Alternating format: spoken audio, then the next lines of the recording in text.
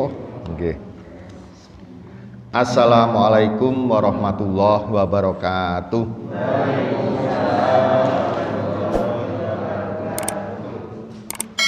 Alhamdulillahirabbil alamin. Amma ba'du. Yang terhormat Ustadz Lukman, Ibu Bapak Jamaah Haji Rombongan 4 Ak Dakwah SOC 28 yang berbahagia. Pertama-tama marilah kita panjatkan puji syukur kehadirat Allah Subhanahu wa taala yang telah memberikan berbagai kenikmatan. Salawat serta salam selalu kita sampaikan pada junjungan Nabi Muhammad Rasulullah Sallallahu Alaihi Wasallam beserta keluarga, sahabat, dan para pengikut umatnya yang sangat kita nantikan syafaat nanti di yaumil akhir. Amin. Yang kedua, saya sampaikan terima kasih pada Sohibul Bait, Ibu Dwi, Bu Dwi Rahayu, ya, sekeluarga yang luar biasa. Alhamdulillah ini di musola keluarga Bu Dwi, ya, alhamdulillah ini sangat nyaman sekali. Ya, untuk selanjutnya, monggo nanti Ustadz Lukman akan menyampaikan tausiah.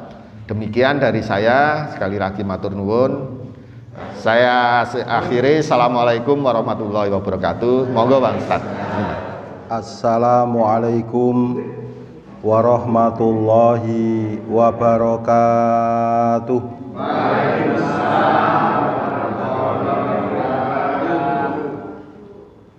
Alhamdulillahi rabbil alamin.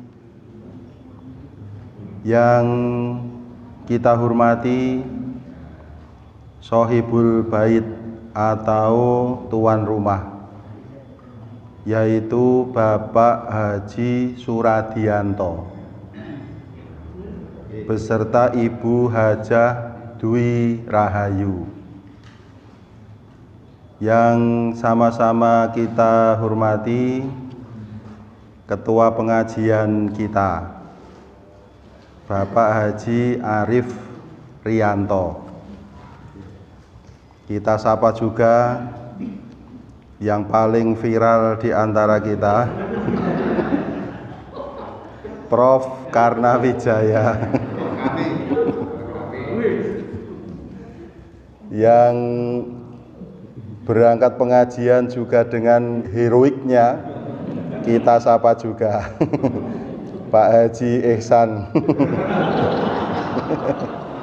dengan kereknya tetap dibela-belain datang pengajian meskipun dari Jakarta pakai tongkat. Ya, mudah-mudahan segera sehat. Yang sakit Ibu Sulastri Jumakir, leres. Kemudian Pak Turaharjo, sampun nggih, yang kabar sakitnya sampai kepada kita. Bu Turaharjo juga. Nek Mbah Jumakir sehat nggih? Alhamdulillah. Bapak Ibu jamaah pengajian haji Ad-Dakwah Rombongan 4 tahun 2019. Semuanya saja rahimakumullah. Ya, mudah-mudahan kita semua ini selalu dimuliakan, dirahmati, dan diberkahi oleh Allah Subhanahu wa ta'ala. Apa kabar Bapak Ibu semua? Alhamdulillah, sehat, luar biasa. Alhamdulillah, sehat luar biasa. Ikan sepat, ikan layur.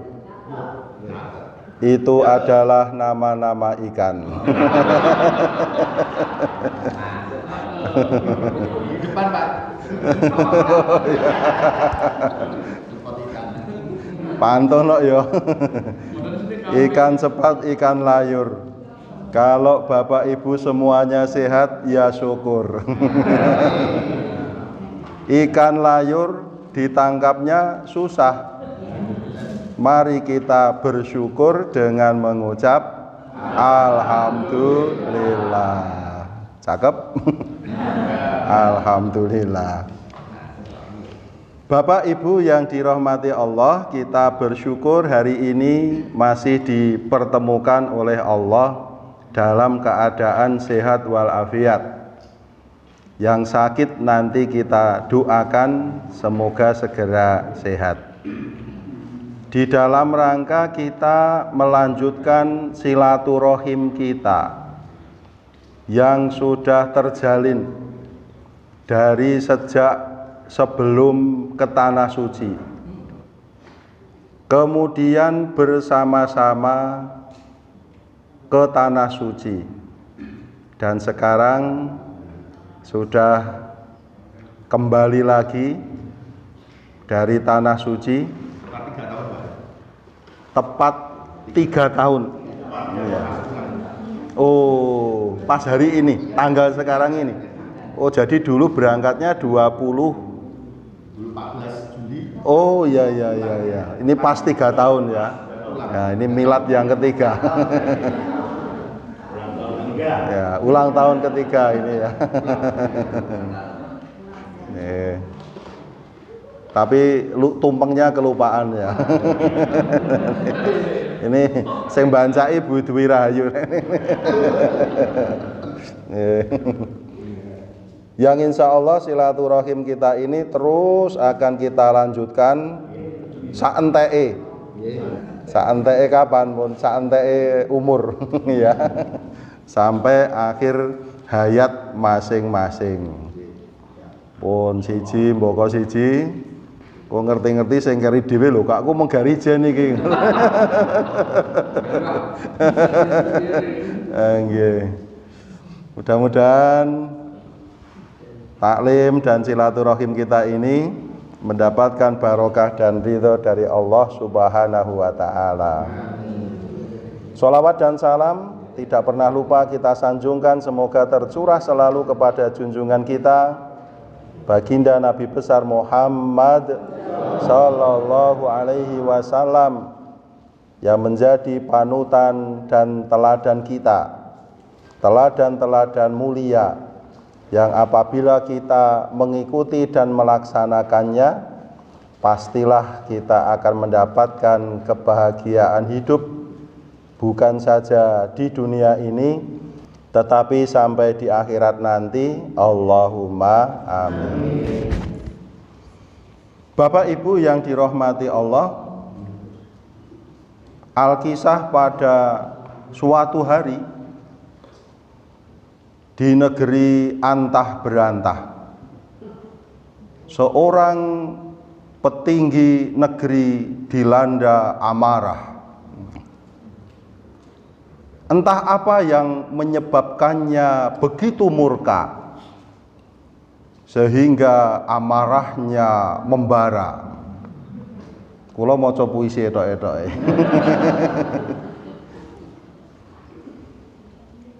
Bahkan amarah itu mengakibatkan hilangnya nyawa anak buahnya.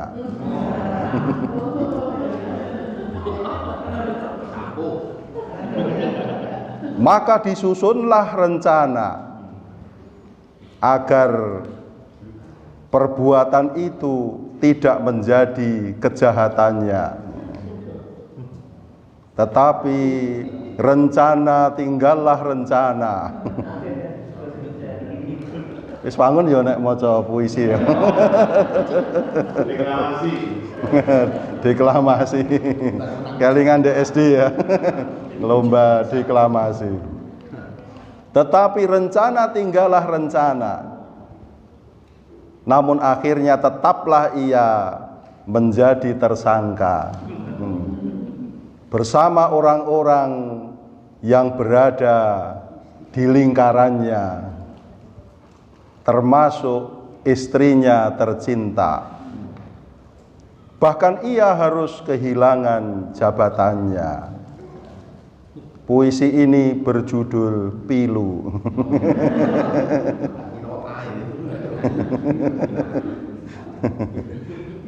Nek akhirnya A, nestapa. Puisi ini berjudul Nestapa. Saya ganti berdasarkan usulan Pak Ketua. Bapak Ibu yang dirahmati Allah, itulah kisah sepenggal amarah yang menghiasi pemberitaan di media-media sampai dengan hari ini. Ya.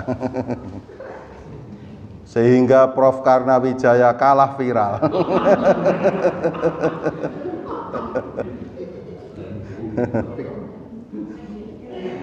Sepenggal amarah yang tidak terkendali sampai akhirnya menimbulkan bencana, dan ternyata tidak disangka-sangka itu merupakan anti klimaks di dalam kehidupan seseorang. Amarah. Maka sepenggal kisah ini kita jadikan tema kajian kita pada pagi hari ini. Marah di dalam bahasa Arab itu berasal dari kata ghadab. Kalau kita membuka Kamus Besar Bahasa Indonesia atau KBBI, marah itu diartikan dengan sangat tidak senang karena diri diperlakukan tidak sepantasnya. Seumpama kita diperlakukan tidak sepantasnya, kemudian merasa tidak senang, reaksi panjenengan bisa 3 macam. Siji meneng wae tapi memendam sakit hati, loro trimo, 3 marah. Ya. Karena diperlakukan tidak semestinya. Harusnya begitu kok tidak begitu, marah. Ya. Bagi seorang pejabat dan orang yang mempunyai kedudukan yang tinggi atau kelas sosial yang tinggi, urusan tidak dibukakan pintu mobil ketika mau naik atau turun itu menjadi masalah. Tapi bagi saya ora apa-apa, aku iso buka dhewe. Ya. Tapi bagi seseorang itu menjadi masalah karena diperlakukan tidak semestinya. Ya mungkin karena SOP-nya begitu. Ya. Tapi kok tidak? Oh, berarti lalai ini yang mestinya mengerjakan seperti itu. Ya, atau seseorang yang mempunyai kelas sosial yang tinggi merasa yang seperti itu tidak semestinya, sehingga bisa jadi marah. Nah, itulah marah yang apabila tidak kita kelola dengan baik bisa menimbulkan bencana bagi kita. Marah itu adalah kondisi emosional yang kemudian terekspresi untuk melampiaskan apa yang menjadi rasa marahnya. Jadi emosi, marah menika emosi ya. Nah, emosi itu kan bermacam-macam ya Bapak Ibu. Tapi yang terkenal di tempat kita, alhamdulillah, sesepuh kita rawuh. Waalaikumsalam. Monggo Bopo Haji Nuryanto Syafi'i, katuran lenggah sekeco. Emosi itu di tempat kita sering diterjemahkan marah. Nah, emosi ini mesti nesu. Rasa emosi. Iya. Koncone muring-muring rasa emosi slow wae gitu. Ya, emosi itu diterjemahkan marah.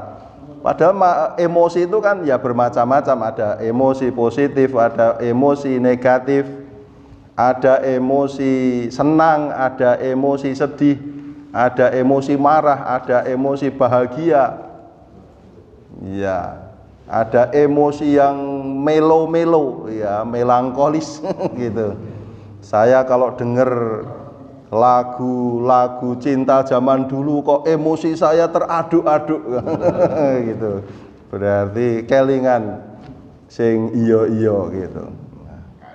Nah, itu emosi. Marah itu merupakan bagian dari emosi di dalam diri kita, tetapi emosi yang negatif. Meskipun ada juga marah yang merupakan emosi positif, yaitu marah ketika kita mempertahankan kebenaran. Nah, ini emosi yang positif. Kemudian marah yang lebih keras lagi, itu di dalam bahasa Arab namanya al-ghaidz. Ya, di dalam Al-Qur'an juga disebut oleh Allah sebagai al-ghaidz.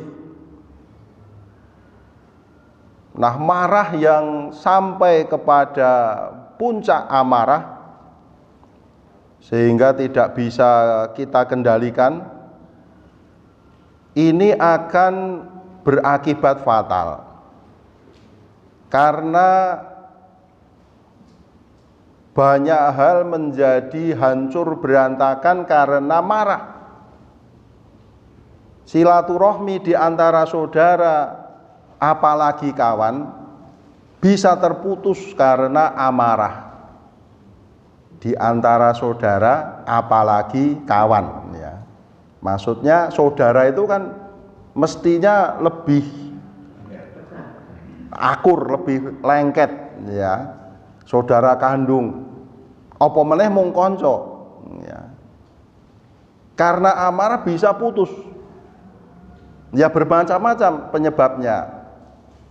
Karena tersinggung, karena masalah warisan, ya, karena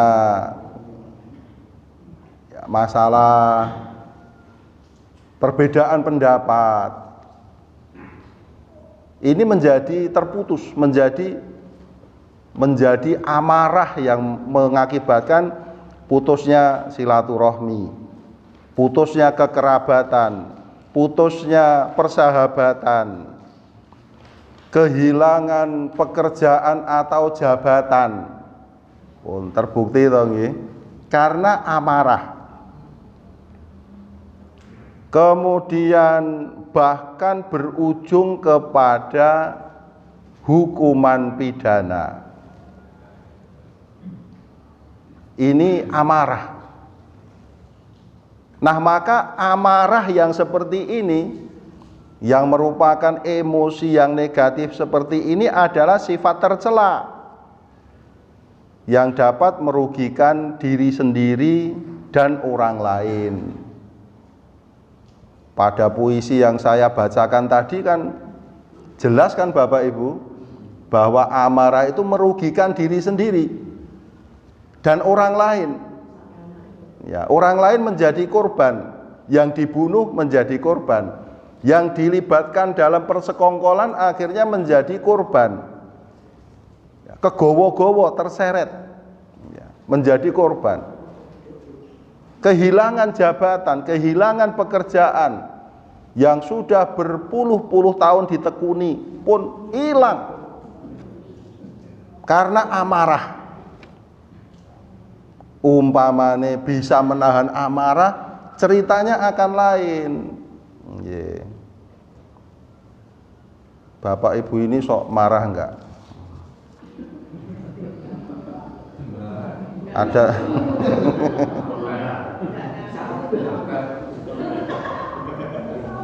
ada yang jawab enggak, Saya bilang bel.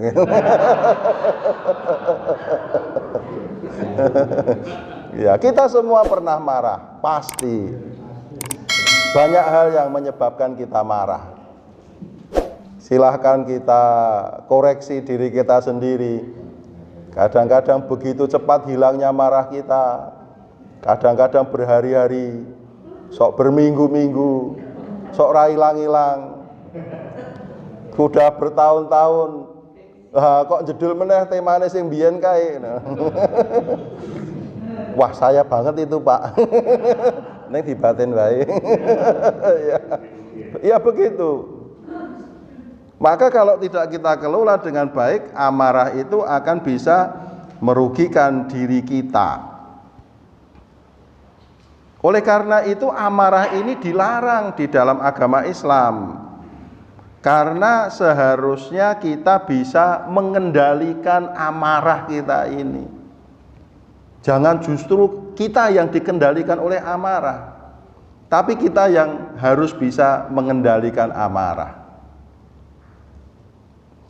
Kita kelola amarah kita ini. Ya, amarah itu adalah emosi yang memang merupakan sifat yang ada di dalam diri manusia. Kita ini kan punya potensi untuk berbuat baik, punya potensi untuk berbuat buruk, punya potensi sabar, punya potensi marah. Tinggal bagaimana kita kelola, mana yang akan kita tonjolkan, apakah kesabaran kita, apakah kemarahan kita.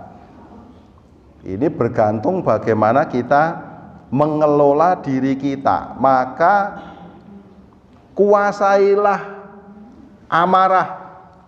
Jangan sampai kita dikuasai oleh amarah. Kalau orang sudah marah, dia sudah tidak bisa mempertimbangkan baik dan buruk. Sudah pun tertutup logikanya wis ora mlaku. Dia sudah tidak punya pertimbangan, ini nanti akibatnya akan begini begitu, sudah mati logikanya itu. Karena dia sudah dikuasai amarah. Dia akan berbuat sekehendak nafsu amarahnya. Ya, pokoknya ia melampiaskan amarahnya. Maka dia akan nuruti emosi amarahnya itu. Maka di dalam ajaran agama Islam kita dilarang untuk marah. Di dalam Al-Quran surat Ali Imran ayat 134, tanda-tanda orang yang bertakwa itu alladzina yunfikuna fis-sarra'i wadh-dharra'i wal kadhiminal ghaidha wal 'afina 'anin nas wallahu yuhibbul muhsinin. Jadi ayat sebelumnya itu wasari'u ila maghfiratin mir rabbikum wa jannatin arduhas samawati wal ardh uiddat lil muttaqin. Berlomba-lombalah dalam meraih ampunan dan meraih surga yang disediakan bagi orang-orang yang bertakwa. Siapa orang-orang yang bertakwa yang nanti akan meraih maghfirah atau ampunan Allah dan meraih surga itu? Alladzina yunfikuna, orang-orang yang berinfak. Berinfak itu menafkahkan hartanya di jalan Allah. Fisarroi, baik di waktu lapang, wadharroi, maupun di waktu sempit. Ya, pokoknya nggak ada nolaknya untuk urusan infak, untuk urusan sedekah. Walaupun lagi sempit, iya tetap dia mengeluarkan. Nah, berikutnya wal kadhiminal ghaidha. Orang-orang yang mampu menahan amarahnya. Nah, ini orang yang dijanjikan oleh Allah rewardnya yaitu ampunan dan surga, yaitu al-kadhiminal ghaidha, orang-orang yang mampu menahan amarahnya. Menahan amarah itu kan seharusnya marah tetapi tidak marah ya Bapak Ibu. Itu namanya menahan marah. Kalau seharusnya marah tapi beneran marah, itu mah biasa. Yang aneh itu nggak ngapa-ngapain kok marah. Niku aneh ya. Nah, menahan amarah itu harusnya marah tapi tidak marah. Ya, maka ini orang seperti ini yang mendapat reward, yang dapat surga. Ya masuk kan Bapak Ibu reasoningnya. Ya surga itu kan bagi orang yang memang mempunyai kemampuan luar biasa.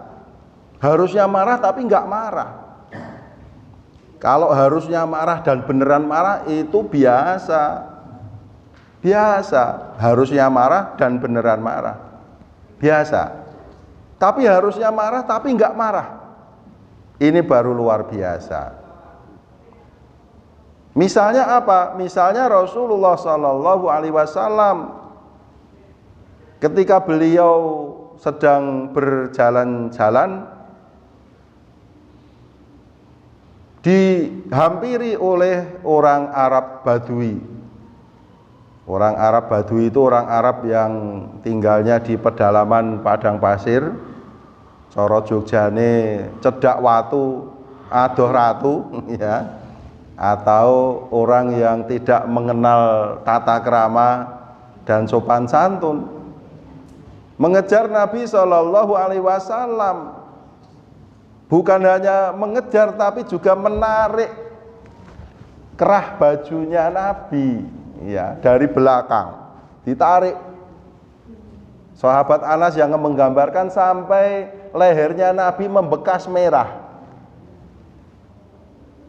Harusnya marah kan Bapak Ibu. Seandainya Rasulullah marah kan semua orang memaklumi. Wah, ya wis sak mestine nek nesu wong kaya ngono kok. Ya. Sudah sah untuk marah. Tapi apa ternyata beliau tidak marah. Lah maunya orang itu apa? Monggo Bu Win. Ternyata cuman mau minta uang orang itu. Ya. Mau minta uang saja kok begitu. Ya sahabat Anas yang mendampingi malah yang emosi. Ya mau dipukuli begitu, tapi Nabi menenangkan, sudah jangan, nggak usah. Terus dikasih uang ya sudah, terus pergi begitu saja. Nah ini contoh bagaimana orang yang seharusnya marah, tetapi tidak marah. Padahal kalau marah ya menurut logika umum nggak apa-apa kayak gitu tuh marah. Ya sudah seharusnya marah. Yo nek ra nesu yo bangetan to kaya ngono kok ra nesu ya. Ya, tapi Nabi milih yang bangetan tadi. Bangetan ya, karena harusnya marah tapi tidak marah. Nah, begitulah. Di dalam kehidupan kita ini banyak hal yang menyebabkan kita marah.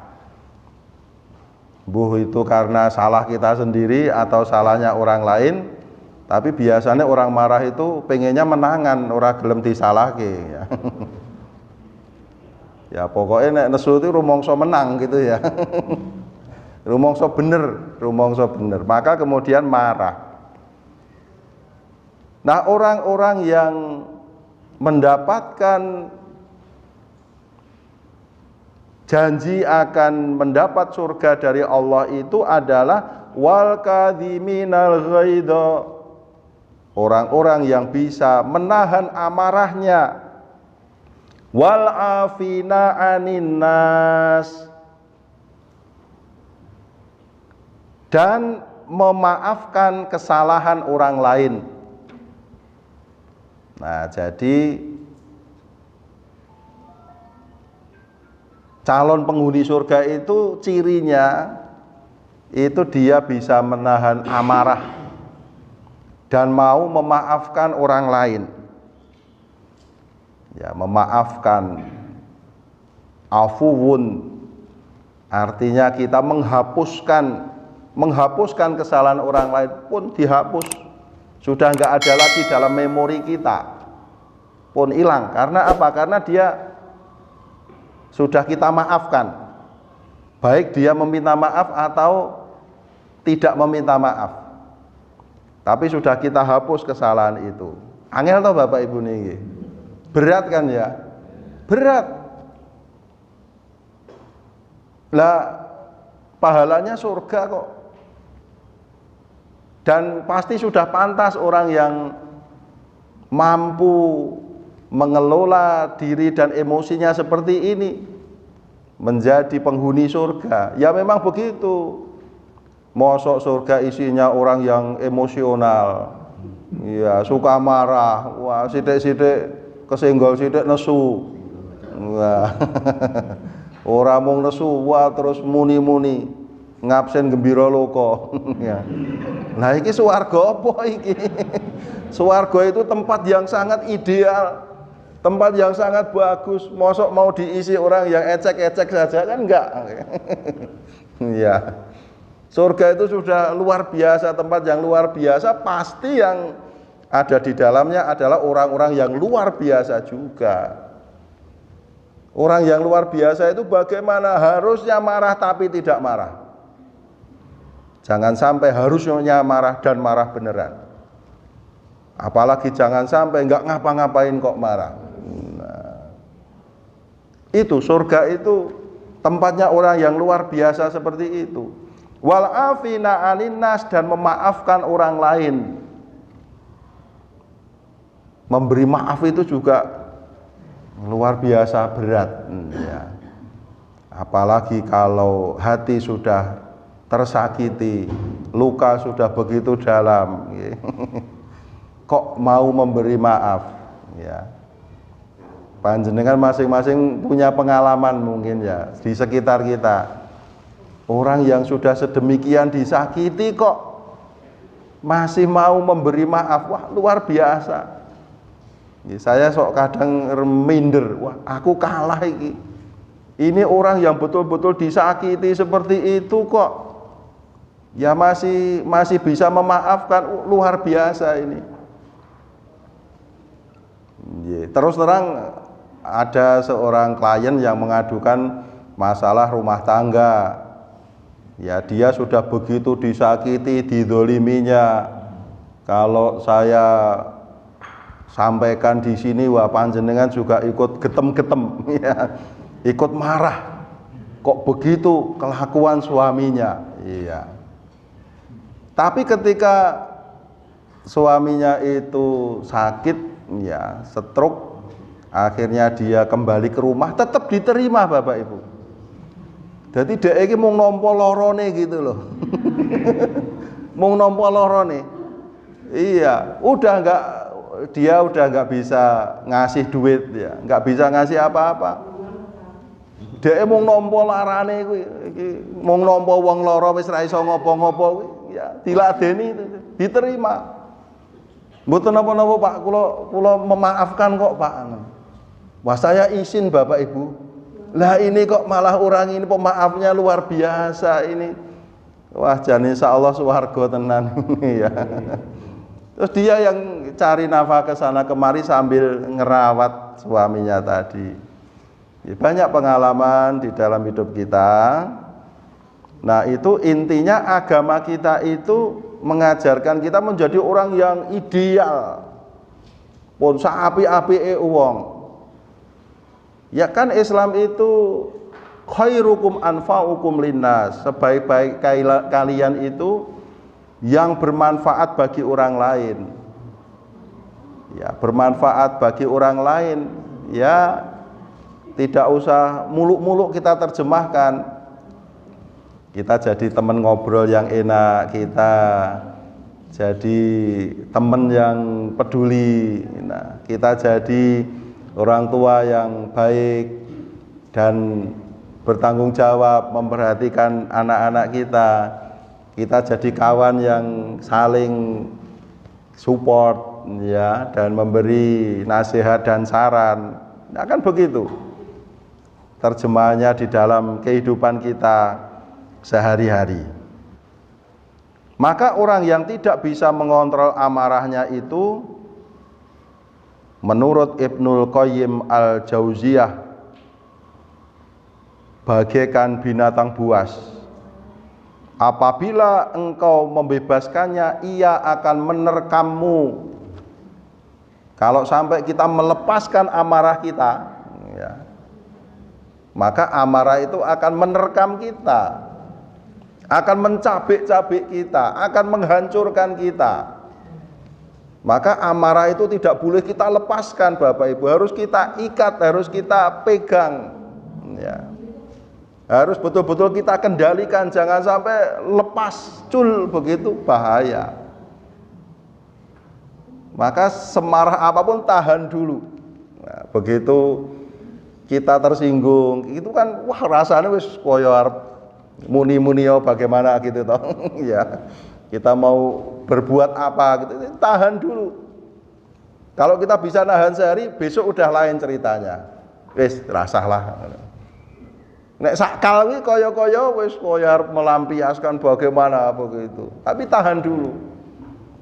Dah tahan dulu. Nah, nanti akan beda ceritanya.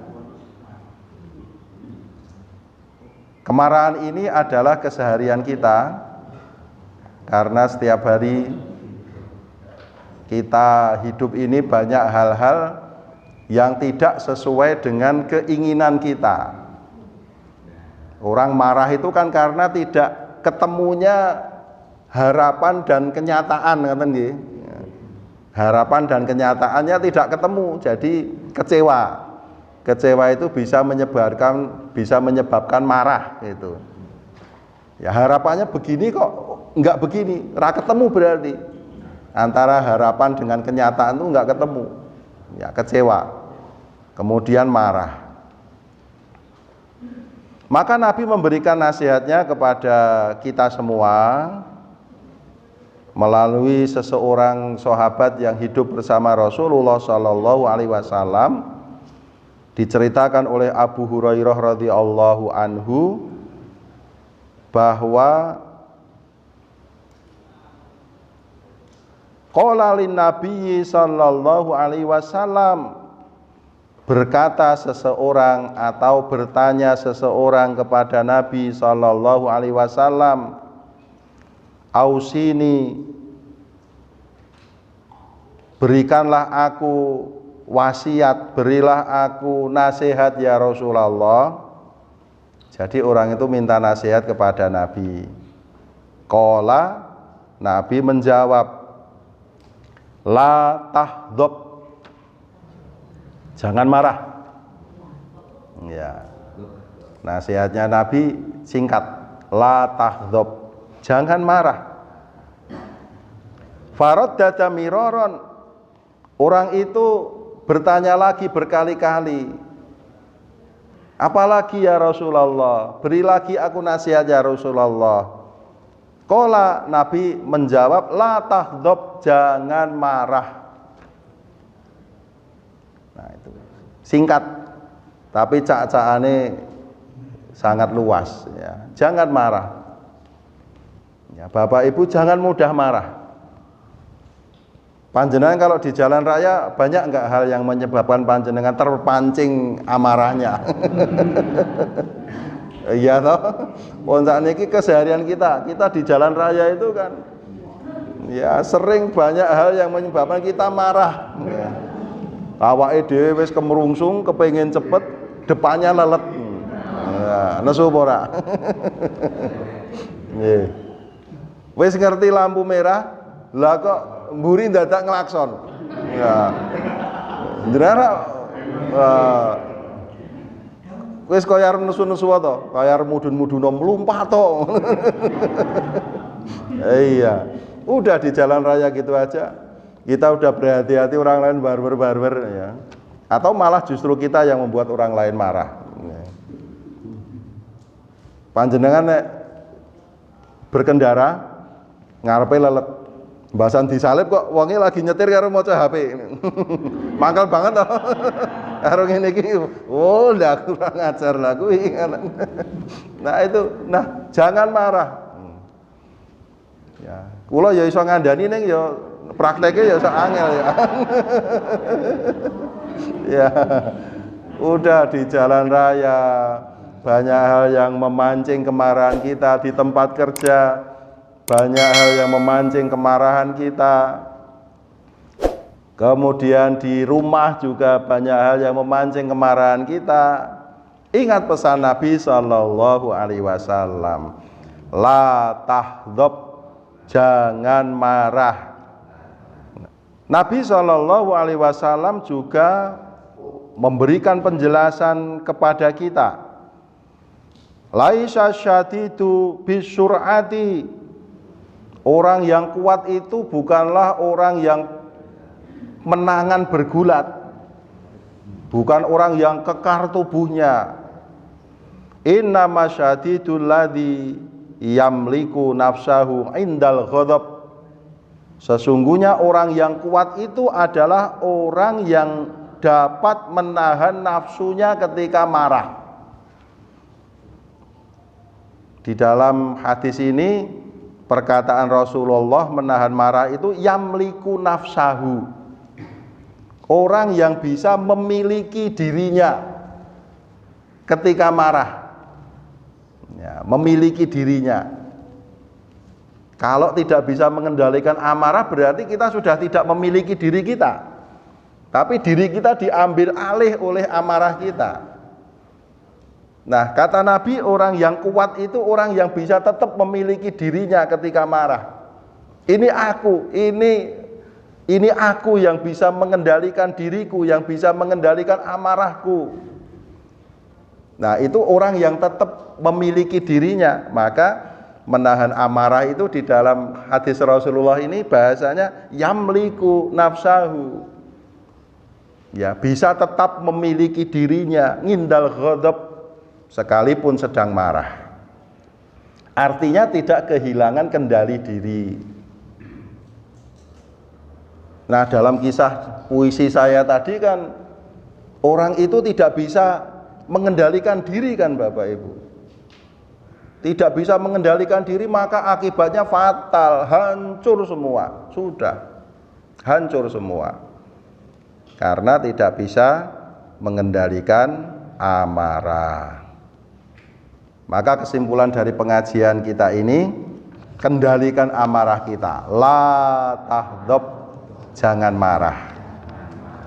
Jangan marah. Jangan marah. Siap Bapak Ibu? Insya Allah. Kita sama-sama berusaha. Sing pidato ning ngarepan ya rung karuan iso. Ya kan gitu ya. Ya kan gitu. Saya ora nggak boleh menangan lagi ngomong wae terus ngape-ape awake dhewe. Ya, saya juga bisa dan mudah marah dan punya potensi untuk marah. Tetapi orang yang beriman pasti akan mengedepankan perintah Allah. Siapa orang yang nanti akan mendapatkan maghfirah dan surga? Di antaranya al-kadhiminal ghaidho. Orang-orang yang bisa menahan amarahnya. Bagaimana pesan Nabi kepada kita? La tahdhab, jangan marah. Maka ketika kita dilanda amarah, ingatlah nasihat Allah dan Rasulullah Sallallahu Alaihi Wasallam. Insya Allah. Ada pertanyaan atau tanggapan atau berbagi pengalaman? Tidak harus bertanya, ya mungkin melengkapi narasi saya. 1, 2, 3. Ternyata tidak ada. Maka cukup. Oh monggo Pak Dodi. Menurut Pak Dodi, kalau kita menahan marah itu justru kita bisa stres sendiri. Iya. Karena perasaan kita itu harus kita lampiaskan gitu ya. Jadi plong, marem begitu ya. Nampaknya begitu Bapak Ibu ya. Kita setuju ya. Tetapi pelampiasan yang diajarkan oleh Rasulullah Shallallahu Alaihi Wasallam bukanlah pelampiasan yang bisa mengakibatkan kerugian kita dan orang lain. Ya, pelampiasan yang diajarkan Rasulullah itu diantaranya kalau kita marah, kita mengubah posisi kita. Kalau kita marahnya dalam keadaan berdiri, duduklah. Sebab orang marah kalau berdiri itu ya bahaya. Ya. Dia akan bisa lebih agresif. Kalau duduk kok masih marah, getem-getem gitu, tidurlah, berbaringlah. Syukur nek iso turu. Nanti kalau sudah tidur bangun lupa kalau marah. Kalau itu ternyata tidak mampu meredakan amarah kita, wudhulah. Nah, wudhu. Karena ketika kita marah, kata Nabi, digambarkan kita itu sedang mendapatkan godaan setan. Setan itu terbuat dari api. Api itu akan padam oleh air. Maka ketika marah, berwudhulah. Usapan-usapan kita, dinginnya air kita nikmati sehingga dinginnya air itu bisa meresap ke dalam hati kita. Kalau juga tidak mereda, ya wis. ya banyak pelariannya, kita sholat, kita zikir, kita baca Quran. Ya harus begitu pelariannya. Ahli surga ya mosok ming padha karo sing wong sasae ya. Ya ahli surga ya pelariannya begitu. Ya. Orang lain gumun, wah gaya banget deh. Nek nesu kae salat deh. Lah iya wong ahli surga kok. Ampun nggih. Alhamdulillah pengajian kita selesai. Mohon maaf segala kekurangan dan kekhilafan. Alhamdulillahirabbil alamin. Wassalamualaikum warahmatullahi wabarakatuh.